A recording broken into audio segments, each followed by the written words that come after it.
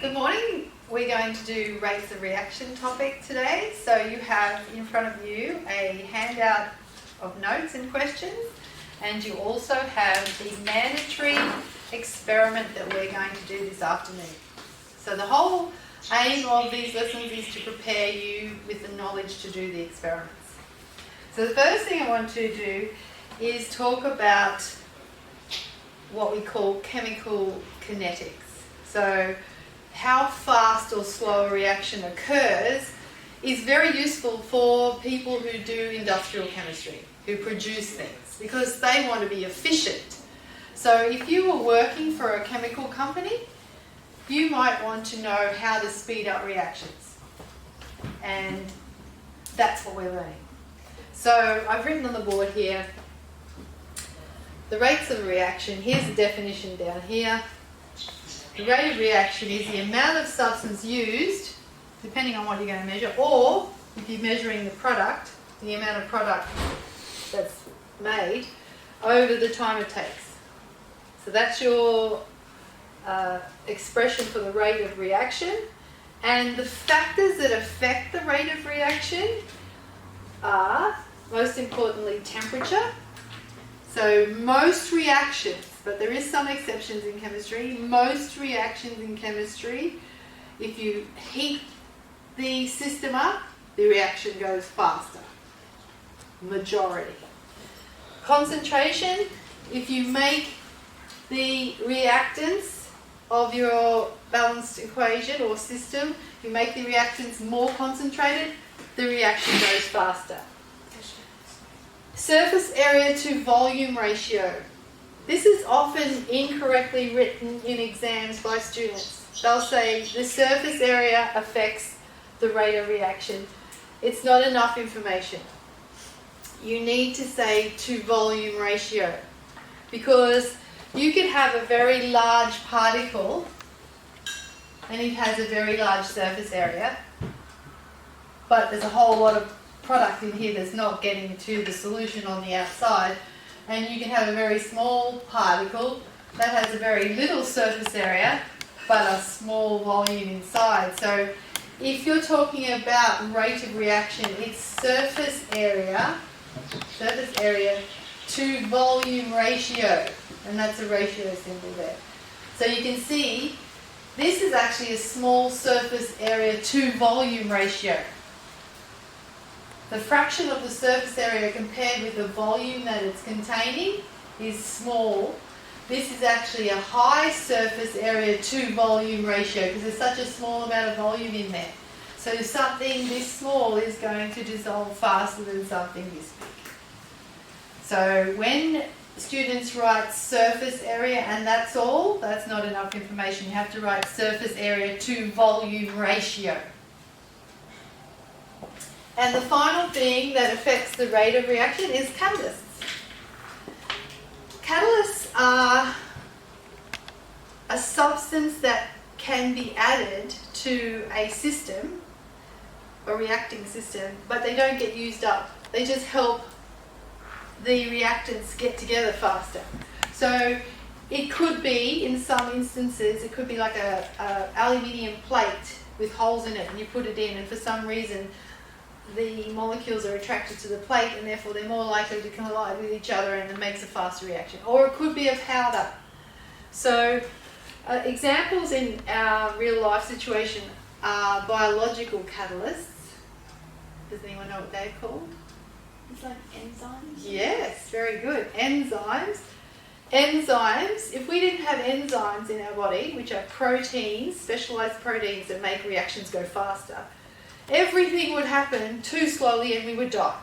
So our food wouldn't get digested fast enough without our enzymes, and therefore we wouldn't be able to maintain the energy we need to live. So a catalyst is a chemical that acts as an enzyme, and if you wanted to say what an enzyme is a catalyst. So it'd sit, if you're talking about Venn diagrams, all catalysts, and then enzymes sit inside that group because they're specialised catalysts.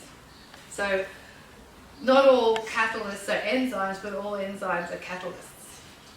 All right, so they're the things that affect the rates of reaction. So on this handout you firstly have a little bit of information that you can read that sort of recaps what we've got there. The only thing we didn't cover is the units. So mostly in chemistry, we're dealing with grams, sometimes moles. Oops, you want to cross that? Moles, grams or moles, and mostly seconds. But sometimes minutes, so you just have to be very careful when you're reading graphs and data to see what the units are. So it might be, the units might be grams per second, for example. Now you can write it like that, or you can write it like this, grams second to the -1. They're the same thing, aren't they? All right. So down at the bottom there, question 1 is a closed paragraph. We're not going to go through that now because I want you to test how much you've learnt from this lesson by filling in the missing words in that paragraph later. Over the page. We are going to look at question 2. I've deliberately selected a lot of questions that have data, a picture of the apparatus, and ask you to graph the data. And that is because this is what you are going to have to do for your experiment. So if you're doing a lot of questions involving this type of thing, you get a lot of ideas for your own experiment when you're writing it up.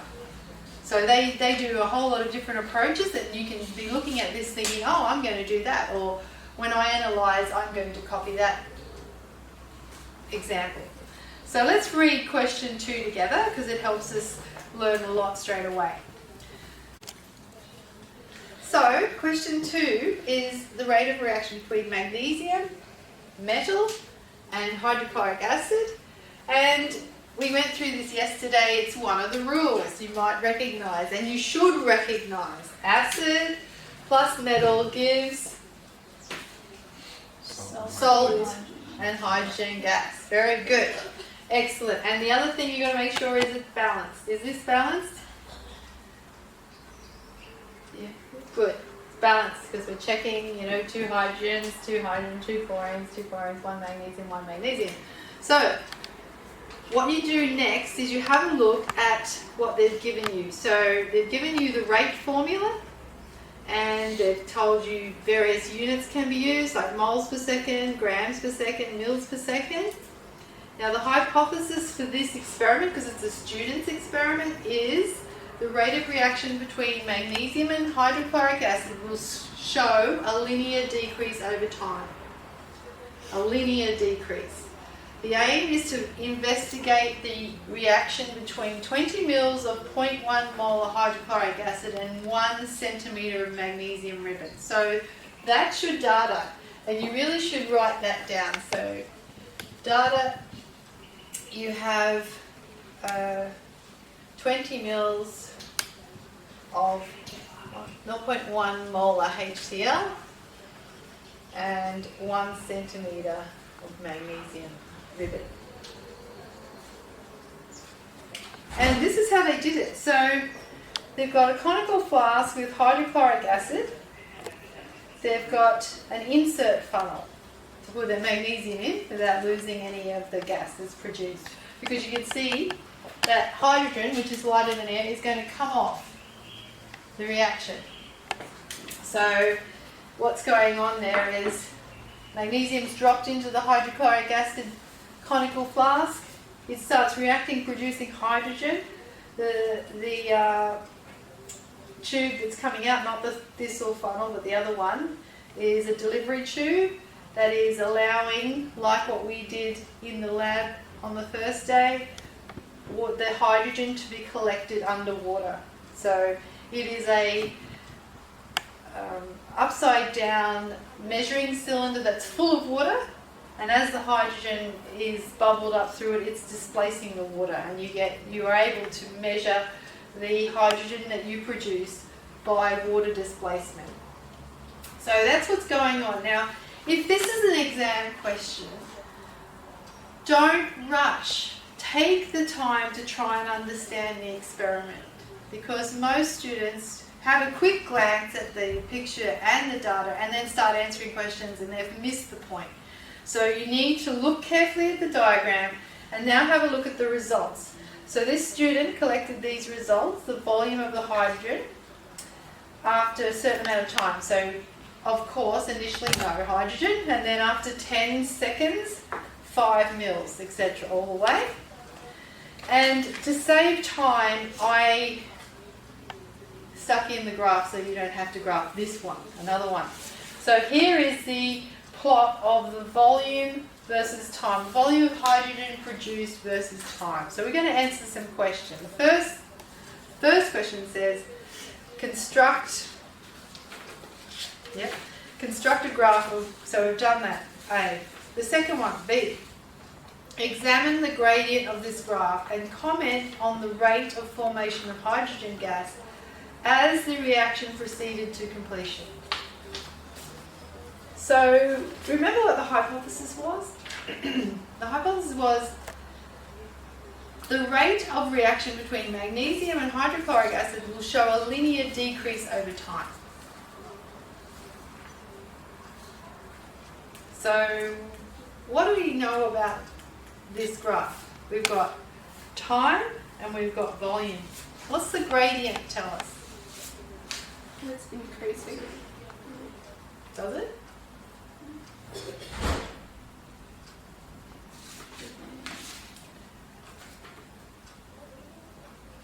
So, remember that rate is equal to amount over time. And in this example, the amount of hydrogen gas collected over time. So if you've got a graph that has mils of H2 collected and time down here, and it's going like this, essentially, then you've got a gradient. This is amount. So if I was finding the gradient of this line here, I would do rise over run. You've done that in maths, haven't you? Rise over run. Rise. So how much? So if this was 10 seconds, I would draw a line up to where it hits, and I would look at the thing over here. It might say 50 mils. So it'd be how much rise? 50 mils, which is amount, over time. So it'd be 50 over 10, which is 5 mils per second. Now that gradient does not change. Doesn't matter if I did it here, I would still get the same value because this line is straight. So if I got a line like up here, what's this line is telling us? So after, this is now 15 seconds. So let's say this is 52. And what about after 20 seconds? What's this line telling us? The amount of reaction is decreasing. Oh, yeah. It's stopped. If you have a straight line, it's not constant in this graph, is it? It means no more. At 15 seconds, you've produced 52 mils of gas, and at 20 seconds, you still got 52 mils. No in that upside down displacement. So here's your vessel, and it's bubbling up. It's stopped if there's no more, if it's stuck on 52, no more reaction is occurring. Do you agree? So you've got to think, because in one type of graph, a line like this means increasing, but not in this graph. This means constant. This means stopped. So you really have to be aware when you're reading graphs what they mean. So that's a common error. You have to think about this. So because our rate is amount over time, if we have a constant gradient, it actually means we have a constant rate.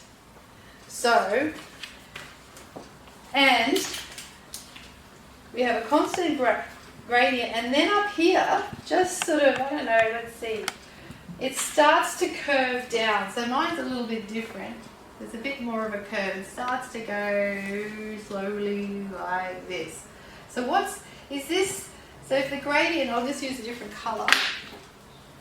If the gradient here is a tangent to the line, which I'm going to cover in a minute, if that's the gradient of that, look at the gradient here. That's a different gradient, isn't it? Which one's steeper? So that means this rate is larger.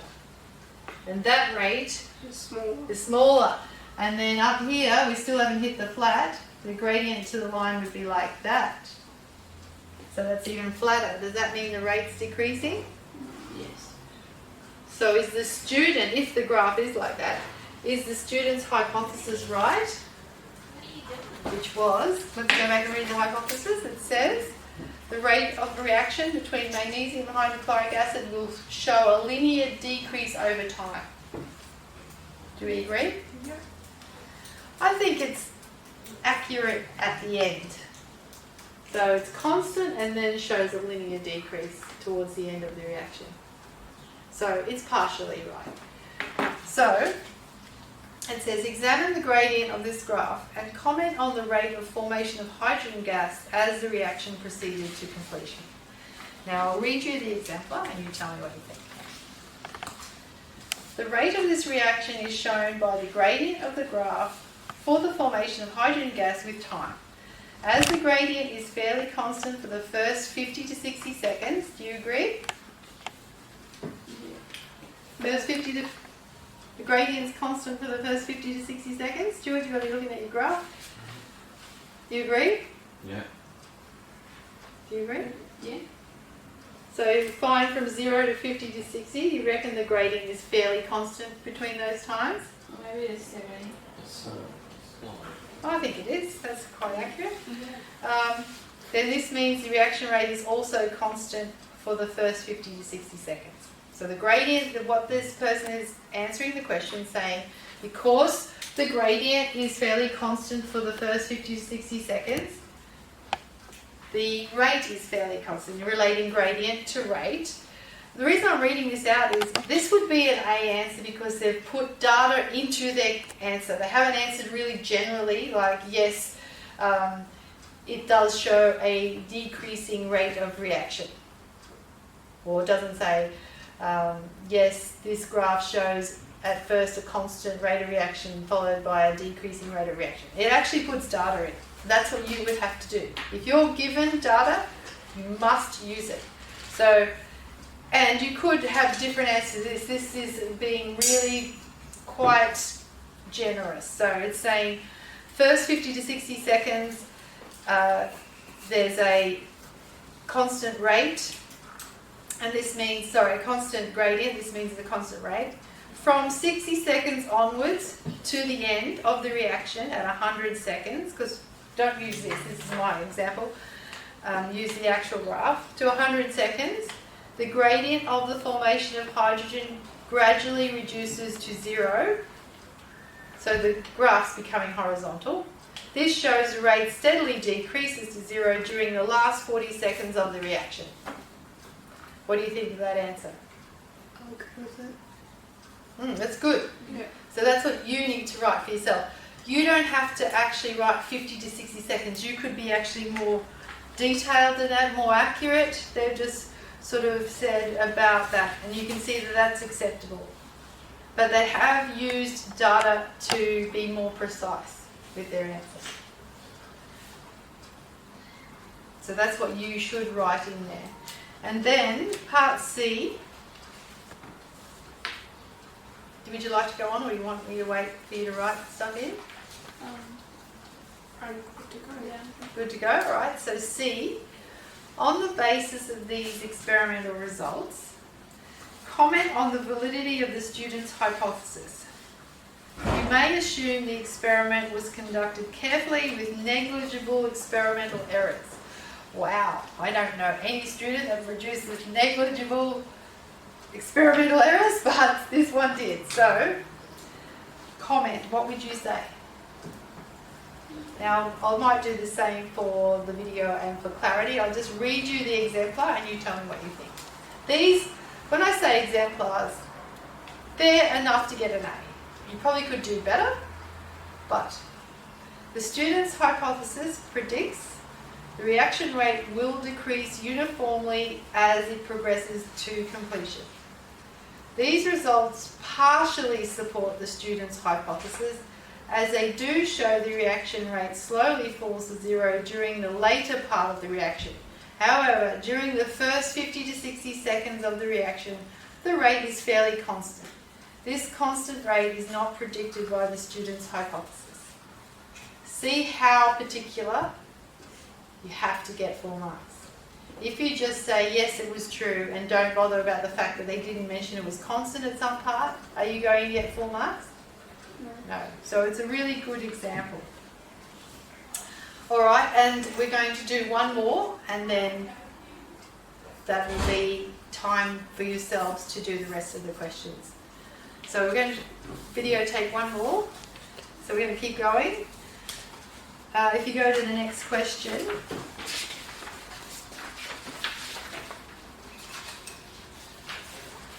So this is a continuation of the same question. It shows you instantaneous rate. So on your diagram, you have the same graph, but this time there's tangents drawn to the line at certain points. This gives you, if they wanted to know what the rate was exactly at 20 seconds, for example, you put a dot at 20 seconds and you work out the rate by drawing a tangent to the line. So that's what it's showing you. So when you're doing your own student experiment, you can learn a lot from these questions about how to analyse your own data. You could possibly do instantaneous rates, or you could do rates between 10-second periods, whatever your data allows you to do accurately. So I'm just presenting a whole lot of ideas to you. So in this, it is the gradient to the curve on the graph that gives the actual or instantaneous rate of reaction at any particular point in time. When the gradient of the plotted points becomes zero, the reaction has stopped. And there's just an example. So question 3 says, use the student's data, so the same data that we were using here, use the student's data from question 2 to calculate the average rate of reaction, that is, the rate of evolution of hydrogen gas, in the following intervals. So the first 30 seconds, so 0 to 30, and then the last 30 seconds. And then you're going to compare the rates. So, how do you do that? The first 30 seconds and then the last 30 seconds. So would you calculate all the rates of reactions for each of them, add them all together and divide them by 3? Yes, you could do that, or you could just work out because it's a constant line, you could work out, so if it's, I wish I had the one up here, but what does it say? The first 30, if this was 30 seconds here, you just read across, and you're going from 0 to, so if this was 30 seconds, it was 50, it'd be 50 over the 30 seconds, and that would be your rate. If you're doing the last 30 seconds, you do the same thing, but you take away the first part. So if you're doing the last 30 seconds, and it's 100 seconds... Which is 80. They're doing 80 to 80, 50 to 80. Oh, sorry, what are they doing?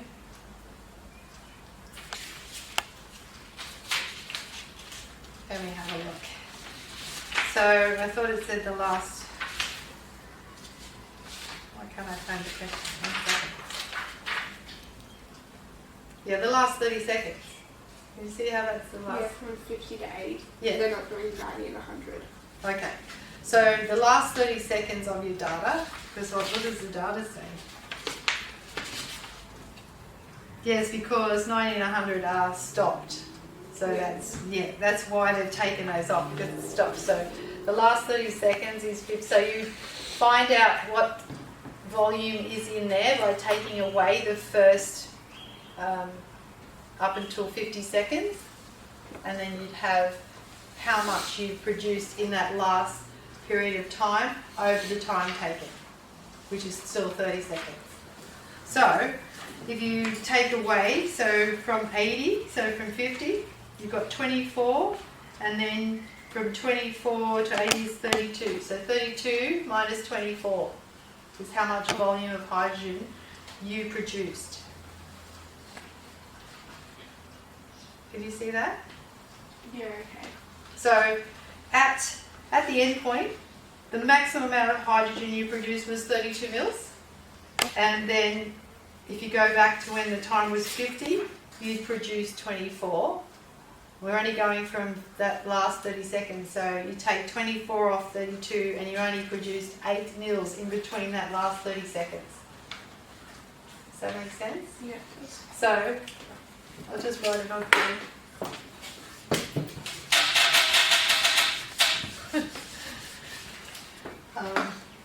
So the first one, let me just write it, would be rate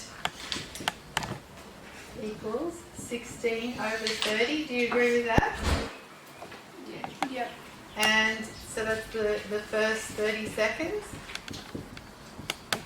And the second 30 seconds. Well, no, I don't want to write the second 30 seconds, the last 30 seconds. The rate equals 32 minus 24 over 30. So who's got a calculator? What does that equal? 0.53 the first one. What are the units? Meters per second. Mils per second, yes, correct. And the next one? 0.26, and that's also per second. 0.27 actually. 27. Yeah. What's the next one? Over 5. With 5 and over, you've got to round up. That's correct, Paige. 27 mils per second. And you would get it wrong if you did write 2.6, if you're going to do decimal places. Yeah. All right, now you can see.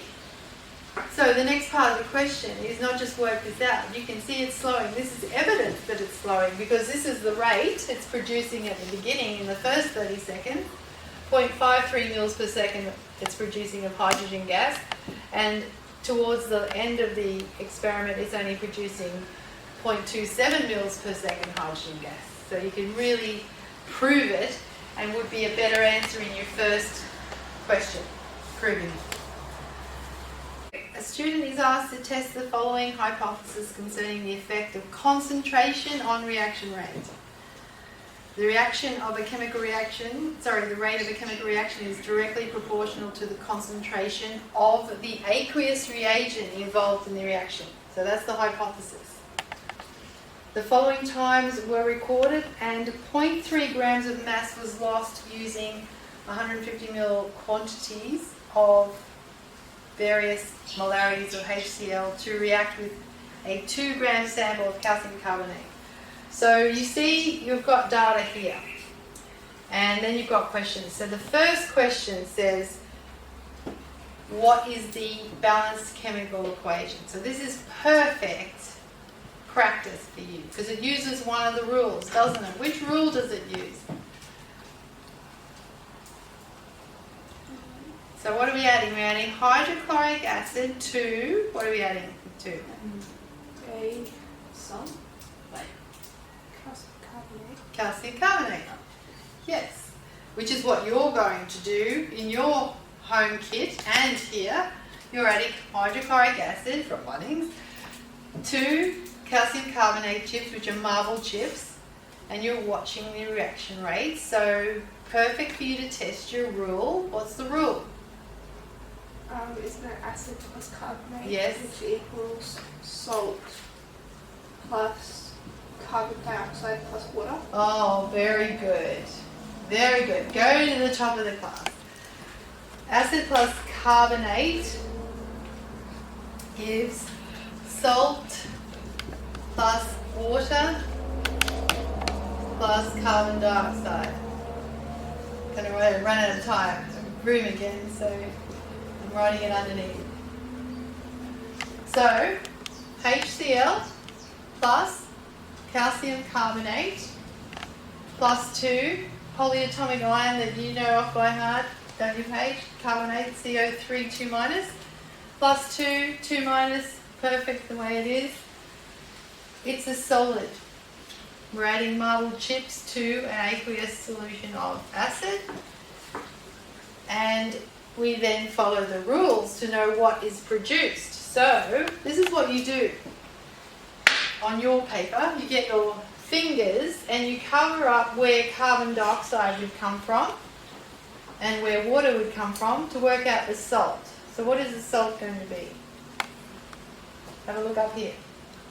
Calcium chloride. Calcium chloride. The metal in a salt always has to come first. So calcium chloride is the salt, so you write it, calcium chloride.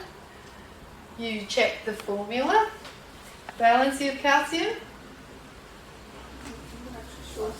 plus 2. Valency of chloride, Plus 1. negative 1. 1. Plus 2, negative 1. How many negative 1s do we need to cancel the plus 2? 2. 2. So the formula is this. Good. Then, water, everyone knows the formula for water. H2O. Including our videographer knows it. And everybody knows the formula for carbon dioxide. CO2. CO2. So then we know that each of the formulas is correct because we've checked them. Now what's the third thing we have to do? Balance the equation. Now there's a little trick to make it a bit easier. You do the metal first, so 1 calcium, 1 calcium. You always do oxygen last. And then you do hydrogen second last and oxygen last. So then you do carbon, 1 carbon, 1 carbon, 1 chlorine, 2 chlorines. So we need to put a 2 here. Now, can we put a 2 down here? No, No. Why? because it'll make a completely different substance. Yeah, we're changing the formula. It makes it a completely different substance that doesn't even exist. If you need more of something, you can't change the formula. You've got to add 2 of them, of the whole thing. So this is 2 of them. That is the same as saying 2 of them. So we order 2 of them. Now we have 2 hydrogens and 2 hydrogens, and everyone's going, yay! And we have 3 oxygens and 3 oxygens, so this is balanced, isn't it? People are frowning. Is it balanced? Yeah. Yes. Good, alright. Now, second part of that question says, briefly account for the mass loss. So what they're doing, you've got to take a moment to work out what they're doing here. They're putting some marble chips in an open vessel on a balance. And they poured the hydrochloric acid in, and they're measuring the time it takes for the reaction to lose 0.3 grams of mass. So you have to say why it's losing mass. Why is the reaction losing mass as it's proceeding? Because the carbon dioxide is getting loose. Yes, this gas is escaping. So I really should put these states in, but you know them. When you're doing a pure solvent, you write L, liquid, because aqueous means a salt dissolved in a solvent. But so this one is aqueous because it's dissolved in this. The gas is escaping. Now, carbon dioxide is heavier than air, so it has to be in quite a shallow dish, otherwise it will sit there until it's filled up, and then it'll escape. So this does escape, but it's when you see it normally, you never put an arrow up because it's actually heavier than air. And that's right, that's all it says. So you're right. Answer to that question is, it's losing mass because the carbon dioxide gas is escaping from the system.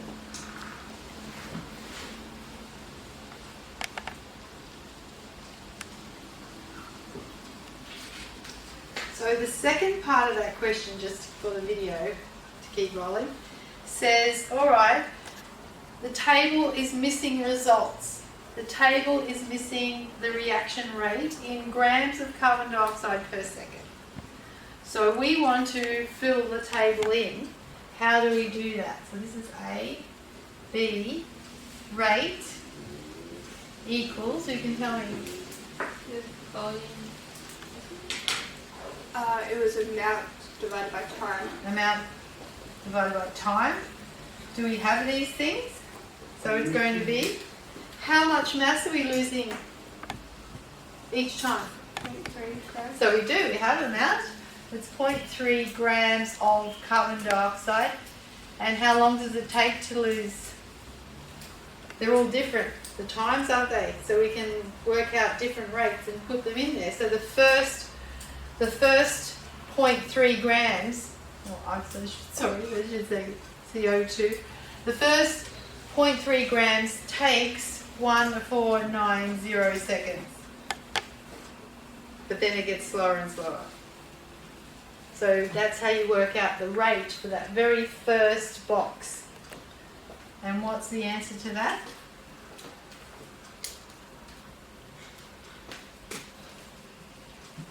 Uh, 0.00020. Is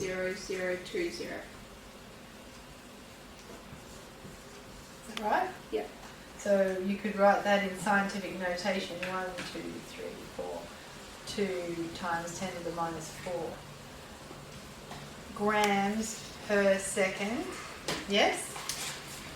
And then you can go ahead and do the same for all those other ones. So the second one would be still the same amount, 0.3, but over a different time. So it's going to be a different rate, isn't it? Now what people have done, because they don't bother to read the results properly, they get this table and go, okay, I'm going to divide that top by the time. So they're dividing the amount of the concentration of the hydrochloric acid by the time. Does that give them the correct answer? No. It's because they don't take the time to look what's going on. They just find two numbers and go, oh, we're going to divide one by the other and hope for the best. So you can see how important it is. And the reason the rate is changing is because the concentration is changing. So in the very first one, 0.3 grams is lost because the hydrochloric acid is that concentration. So it takes longer. It's the lowest concentration. So it should get faster and faster, despite what I said before. And so you go ahead and you work out those, and I'll leave you with that. The last question is more of a way of testing that you can do a valid experiment, because the question says, if a cotton wool plug is not used, so here's a diagram of what they were doing. Here's the vessel they were doing in a conical flask on a scale, and the carbon dioxide was coming out, and they were using a cotton wool plug in the top. If a cotton wool plug is not used, some solution may be lost due to its vigorous fizzing. How would the loss of solution cause an error in the determination of the mass of CO2 produced? Would this be a systematic or random error, and how would it affect the calculated rate of reaction for the experiment? Explain. So, once again, this is the scenario. You have to be really understanding the whole prac and the scenario in order to answer it. So it's saying, if you didn't have that cotton wool plug in the top, how would it affect the validity of the experiment? So here's the HCl. You're dropping your chunks of magnesium, marble chips, calcium carbonate. Come on, brain, calcium carbonate in, and you've got a cotton wool plug. But what if you didn't have a cotton wool plug? Then you would lose more solution and think that was the carbon dioxide?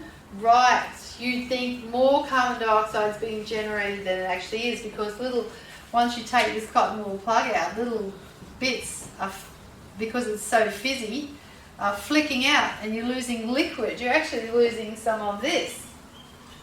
And you're thinking that it's carbon dioxide, so it means that your results are going to be erroneous, and instead of getting a nice graph, you're going to get the wrong results.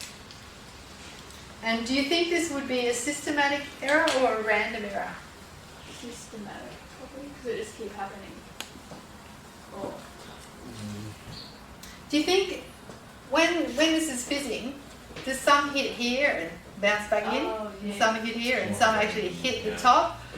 Yeah, it'd be a bit more random because even though it's fizzing, it wouldn't always produce the same loss. See, systematic error means that you're always losing the same amount. So a good example of systematic error is if this balance that it's sitting on, so these are the scales, if it wasn't tared properly and it had 0.1 gram before it even started, you would have the same error throughout the whole results. That's a systematic error. Or if you had the air conditioning on and it was constant 22 instead of 25 degrees, that's a constant error. But something where this is happening is a random error. So we're going to leave it there.